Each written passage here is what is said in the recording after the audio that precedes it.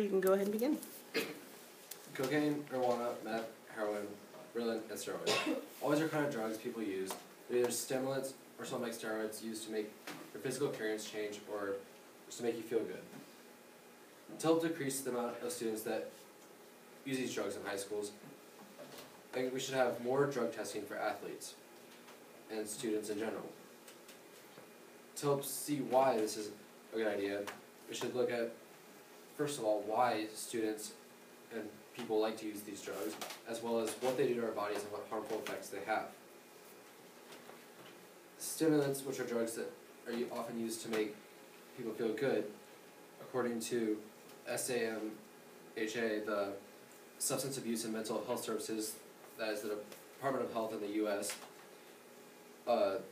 stimulants increase your heart rate, your blood pressure, and your breathing, but overuse can often cause hostility or paranoia, as well as increasing your body temperature, heart rate, and seizures.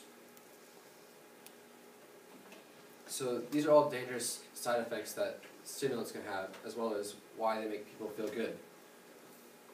But stimulants have all these many dangers, but a drug that is a lot of times more common and can maybe in athletes, which would cause a need for the drug testing, are steroids. According to CESAR, Center for Abuse Research, and the nation's premier university on research-based institutes on drugs and alcohol, steroids can cause enlarged muscles, facial hair, deeper voice, enlarged organs, and increase the calcium in your bones, making your bones bigger, which can give that bigger effect that people look for when they use steroids. The NIDA states, or the National Institute of Drug Abuse, who is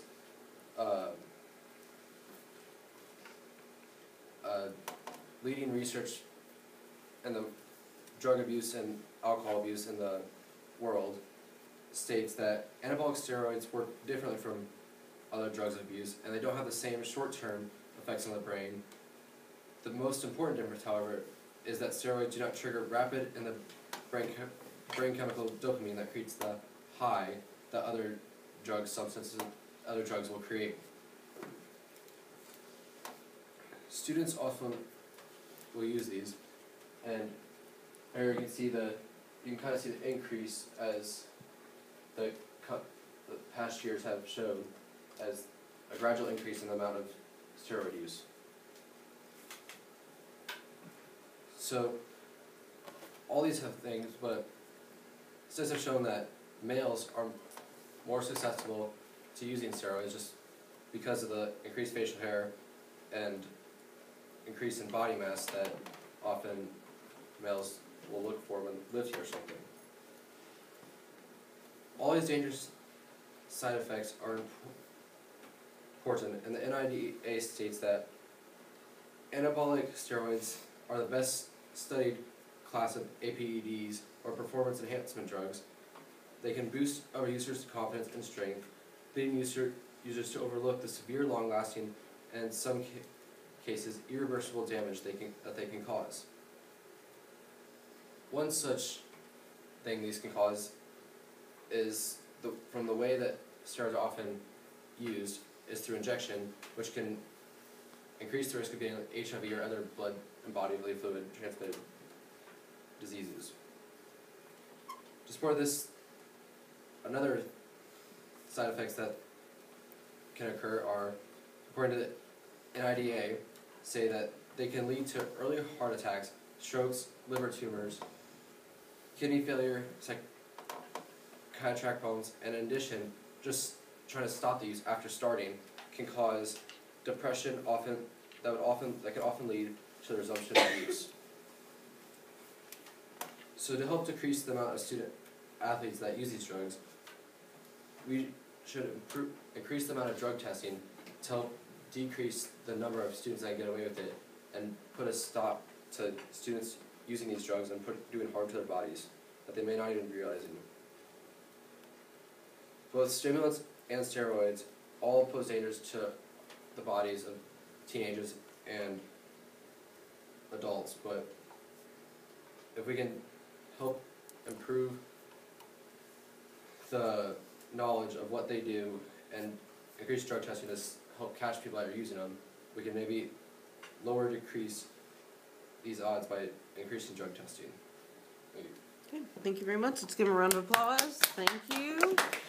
All right, and Aiden, we're going to have you stand on up there, and if we have any questions, oh, it doesn't, you can put it down if you want, that's fine. And if you have any questions, folks, if you'd like to pose them at this time, that'd be great. And Aiden, if you don't mind calling on those students, that'd be great. Do you know the ratio of, like, males to females that use steroids in high school? No, I did not see an exact ratio. What is the most common drug used by high school students? I did not see that in the research that was in there. Can you explain again how, was it only injection of performance-enhancing drugs that could lead to HIV?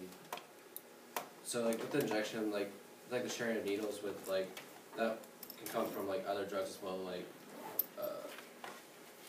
marijuana or stuff, those other kind of drugs too, but just like when needles are shared, it's transmitting different blood to other people, and the diseases, those diseases are spread through bodily fluids, so increase that risk.